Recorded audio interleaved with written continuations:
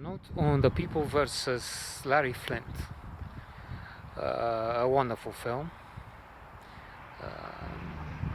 Milos Forman is one of the best directors ever.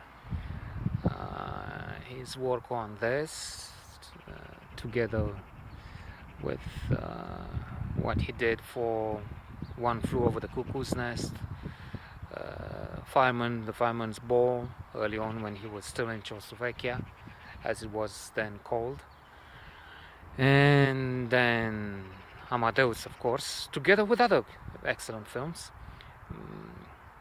This work is mesmerizing, the work he does.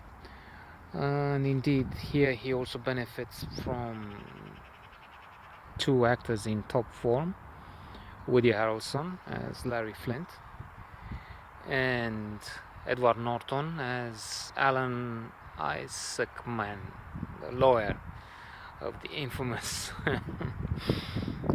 porn mogul. It's an awkward subject. I was thinking that this is the reason why the film didn't get more awards, prestigious like the Oscars and others. It did get so much acclaim, critical acclaim, and so many prizes.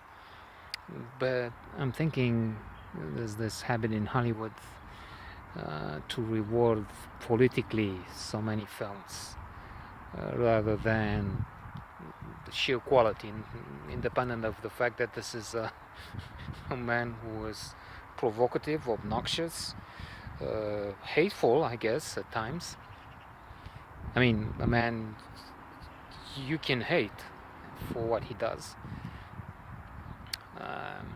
And there is the tendency to, and they make jokes about this in for instance, the comedy series Extras, written by Ricky Gervais, who also plays in them.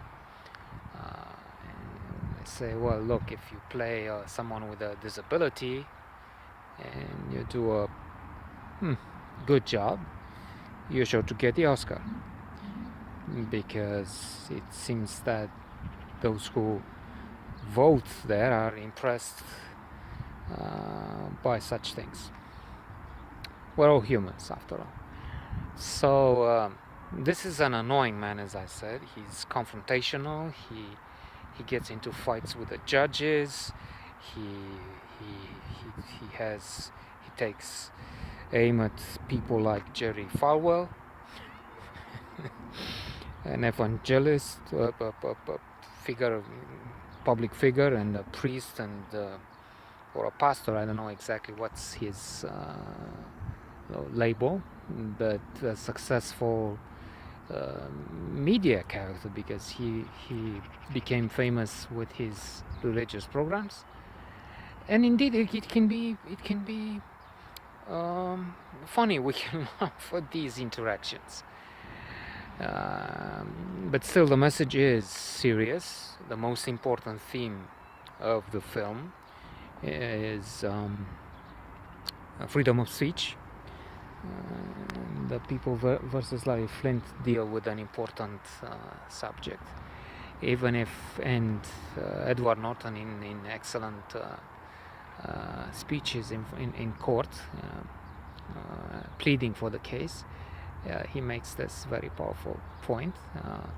Freedom of speech is for everyone, even if we don't like Larry Flynt. If you, the jury, don't like the man, it's still important that we have this freedom of speech. I don't like, he says, what he does, but I like the fact that I live in America. I live in a democracy, and we have the freedom to say what we want. And in another situation, they also make this case. Indeed, he tries to put as evidence, if you will,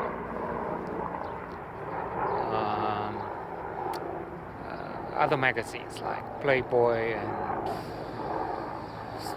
so many others that have nude pictures. And so the issue is why this is discrimination, because why is Playboy allowed, Hustler not, if they're doing the same, practically the same thing. There is that famous book Dale Carnegie, how to win friends and influence people.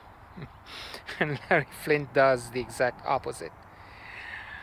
So with that, he is a wonderful character for a film and a book, I guess, because it's complex. Because on one side we have this man who is doing everything and anything to provoke deliberately.